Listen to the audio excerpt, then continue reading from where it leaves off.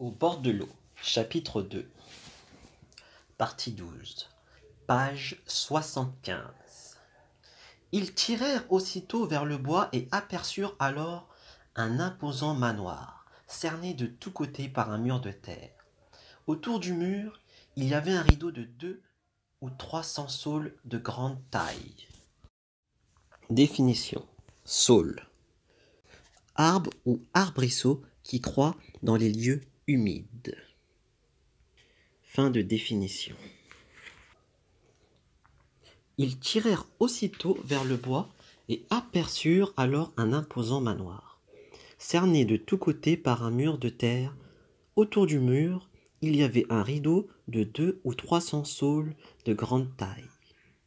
Arrivé devant la porte, Wang Jing dut frapper longtemps avant de voir paraître un paysan.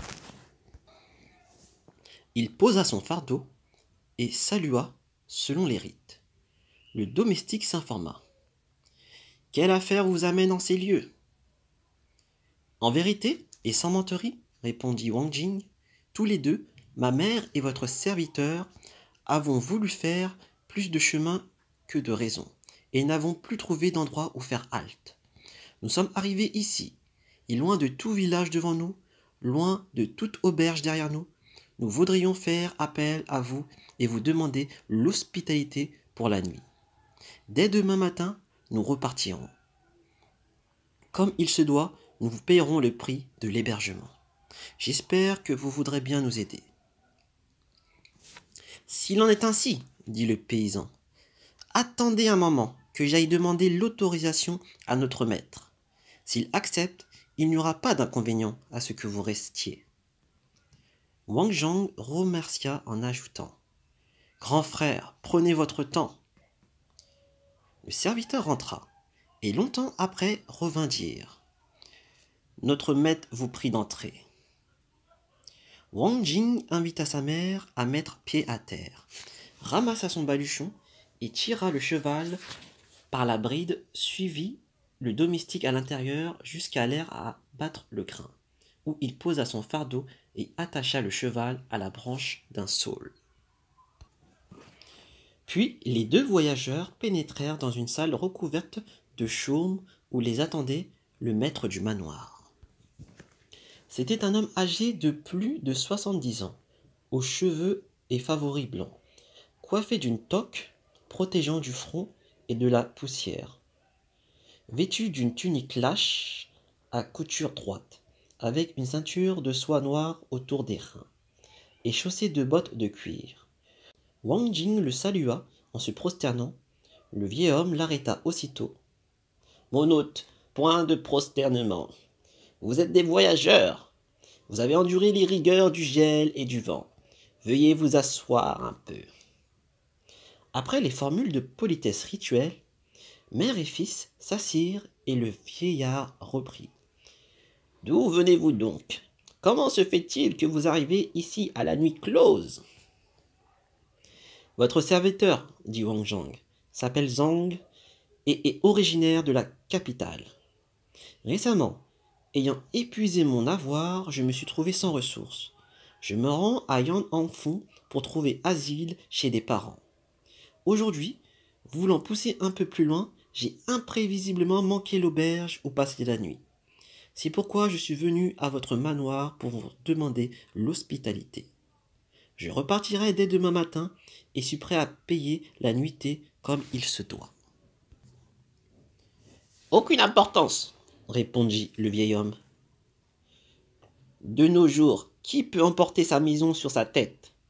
Je gage que ni votre mère ni vous n'avez battu le briquet pour souper, ajouta-t-il en donnant à ses gens l'ordre de préparer un repas.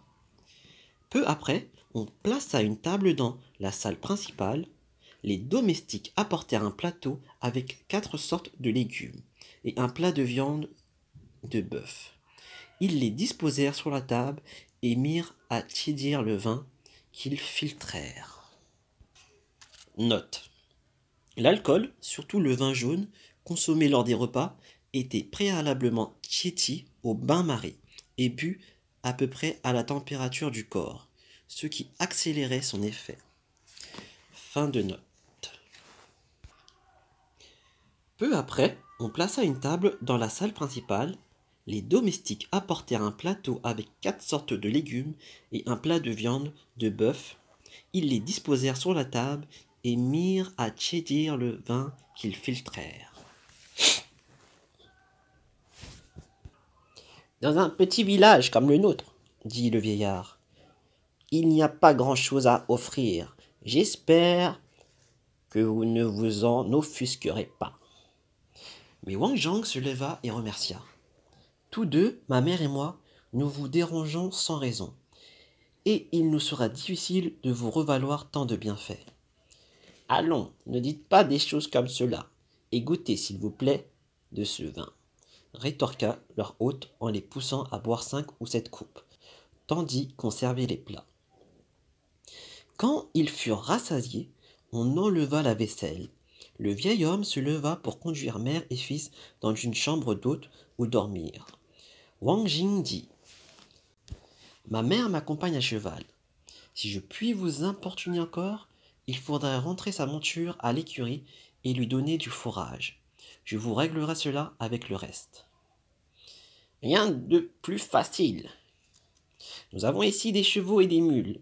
Je vais dire à mes gens d'emmener vos bêtes aux écuries et de lui donner à manger comme aux miennes. Wang Zhang le remercia, prit son ballot et alla dans sa chambre. Un domestique alluma de la lumière et apporta de l'eau chaude pour que les voyageurs se lavent les pieds. Le vieil homme rentra chez lui. Le fils et la mère, ayant remercié le serviteur, fermèrent la porte, préparèrent leur couche et s'endormirent. Le lendemain matin, à l'aube, comme ils n'étaient toujours pas levés, le maître du manoir vint devant leur porte et entendit la mère de Wang Jing qui gémissait à l'intérieur.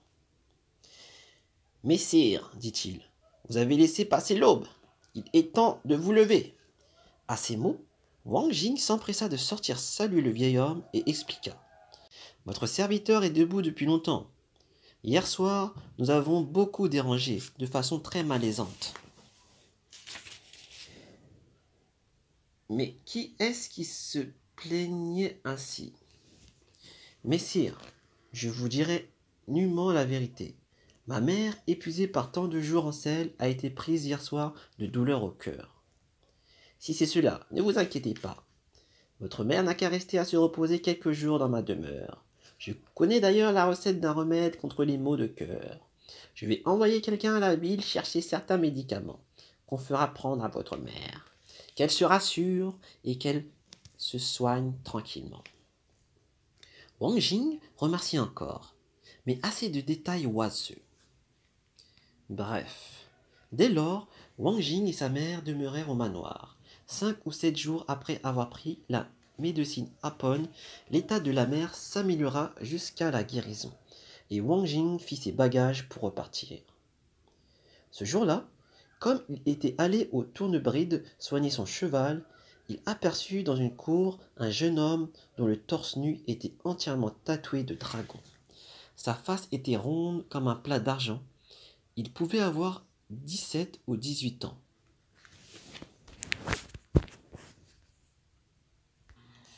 Note: Shiba Zhuangzhou. 18 ans ou 19 ans, mais les enfants chinois sont censés avoir déjà 1 an le jour de leur venue au monde. Fin de note.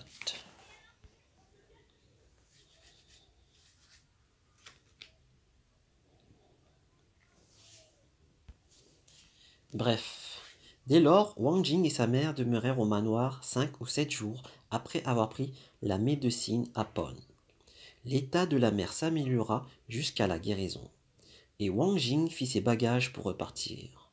Ce jour-là, comme il était allé au tournebride soigner son cheval, il aperçut dans une cour un jeune homme dont le torse nu était entièrement tatoué de dragons. Sa face était ronde comme un plat d'argent. Il pouvait avoir 17 ou 18 ans.